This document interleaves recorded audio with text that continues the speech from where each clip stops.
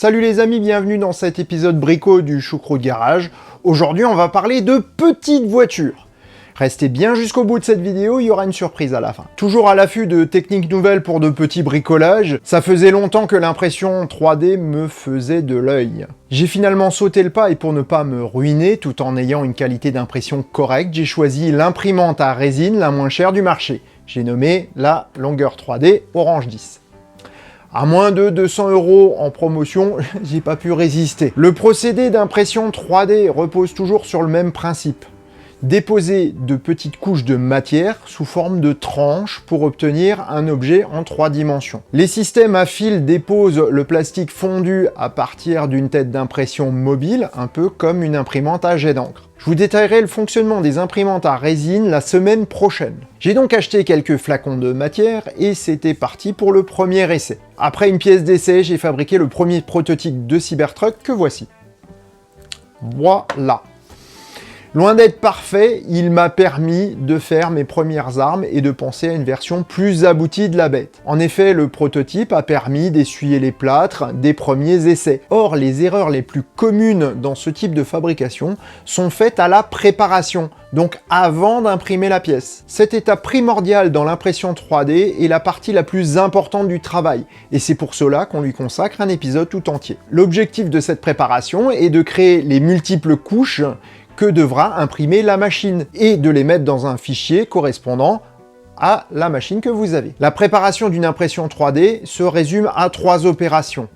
Le positionnement, l'évidement et le réglage de l'impression. Pour tout cela, j'utilise un logiciel qui s'appelle Shitubox. Mon imprimante est configurée et programmée dans le logiciel. Pour imprimer, il faut tout d'abord un fichier 3D compatible. Vous pouvez en trouver directement sur des sites spécialisés comme Thingiverse par exemple, qui est très bien fourni et en plus qui est gratuit. Vous pouvez également créer vos pièces vous-même avec un logiciel 3D si vous avez les compétences. Lorsque vous avez téléchargé ou créé votre modèle, il est temps de le traiter avec Shitubox. On pourrait tout imprimer de la même couleur et c'est ce que j'ai fait avec celui-ci. Et j'ai peint le véhicule après. Il est d'ailleurs pas fini à ce niveau-là. Pour le second modèle, j'ai choisi d'utiliser 2 résines, une résine grise, une résine noire. Commençons par une pièce de châssis par exemple. Lorsque la pièce est importée, elle est posée sur la zone quadrillée en bleu qui représente la surface d'impression de l'imprimante, qui se trouve en fait là en dessous. Tout ce qui est en dehors de cette zone ne pourra pas s'imprimer et apparaîtra en rouge. On va donc dimensionner la pièce pour qu'elle rentre dans la zone d'impression et la tourner pour qu'elle ne dépasse pas. Ceci fait, nous avons une pièce tout à fait prête à être imprimée telle que. C'est d'ailleurs ce que j'ai fait pour le prototype et Mal m'en a pris. Et voici pourquoi. Premièrement, la résine. Les pièces telles que l'arrière, le châssis, sont des pièces très massives. Elles sont lourdes, mais surtout elles sont coûteuses en résine. Comme il ne s'agit pas de pièces structurelles et qu'elles ont une bonne taille, rien ne s'oppose à ce qu'on puisse les évider. Le programme a d'ailleurs une fonction qui est prévue pour cela, et on va pouvoir définir une épaisseur de paroi qui pourrait nous convenir. En l'occurrence, ici, j'ai pris 1,5 mm qui semble suffisant, et on va pouvoir donc évider la pièce. Vous constatez que des cavités se sont formées, ce qui représente une belle économie de matière. Pourtant, si on imprime la pièce ainsi, on ne gagnera rien en résine, puisque la résine liquide restera piégée dans les cavités. Il faut donc pratiquer quelques trous pour lui permettre de s'évacuer. Généralement, on place ces trous à des endroits où c'est pas visible. La seconde chose importante que je n'avais pas prévue avec le premier Cybertruck est l'impression du support. En effet, lorsque la pièce est disposée directement sur le plateau, une fine surépaisseur s'ajoutera à la pièce. Ce socle sert de base d'accroche puisque la pièce est suspendue sous le chariot de l'imprimante, comme je vous le montre ici.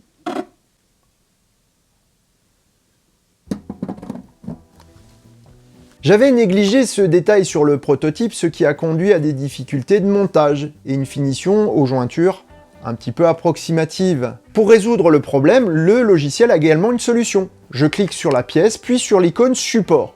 Je lui demande de créer automatiquement une plateforme. Sincèrement, je pense que les concepteurs du programme étaient plutôt ceinture et bretelles, car ce mode vous installe des supports énormes. À vous d'effacer manuellement ceux qui ne vous intéressent pas, sinon vous pouvez les rajouter manuellement. Mais là, en l'occurrence, c'est plus simple de le faire comme ça. Je ne garde ici que les supports qui sont sur la face arrière, et je retire donc tous les autres. En regardant en dessous, on remarque également qu'il y a 2 orifices.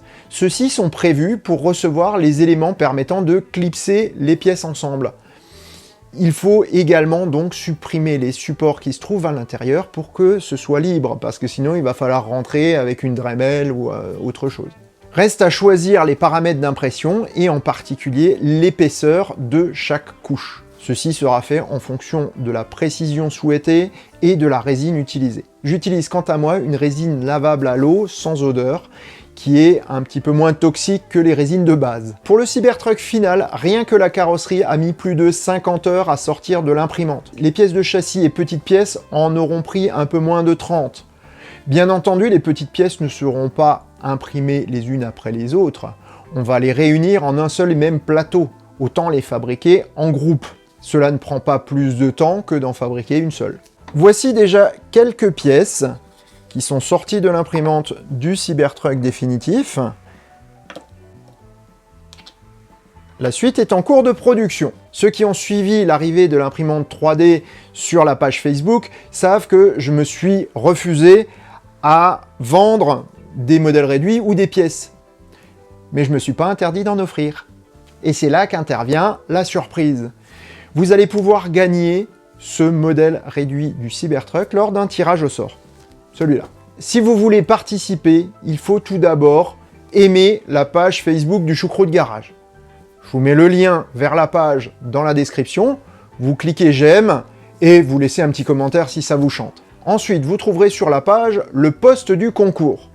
Pareil, je vous mets le lien dans la description. Pour participer au tirage au sort, vous devrez partager le post et laisser un commentaire sympa sous la publication. Je recenserai les participants et leur attribuerai un numéro à 4 chiffres. Je vais faire un tableau de correspondance entre le numéro et l'identité du participant. Reste le tirage au sort. Celui-ci aura lieu lors du passage du cap des 10 000 abonnés. Actuellement, on est proche des 7 000. Je suis bien certain que ce concours permettra de faire connaître la chaîne et de booster les abonnements. Donc je pense que le cap n'est plus très loin. Pour fêter ce cap, je ferai un live pendant lequel un générateur de nombres aléatoires va sortir un numéro. C'est le participant qui aura le numéro le plus proche du tirage qui gagnera. S'il y a des ex-aequo, je tirerai un nombre supplémentaire et c'est le plus proche des deux qui gagnera. À vos claviers pour tenter de gagner le Cybertruck du Choucroute Garage. Et nous, on se retrouve vendredi pour un épisode et la semaine prochaine pour la suite de la fabrication du Cybertruck. Sur ces bonnes paroles, je vous souhaite bonne route et à bientôt. Ciao. Si ça te plaît, mets un pouce bleu. Si ça te plaît vraiment, abonne-toi, clique sur la petite cloche. Et si ça te plaît vraiment, eh ben partage partout ce que tu peux. Merci.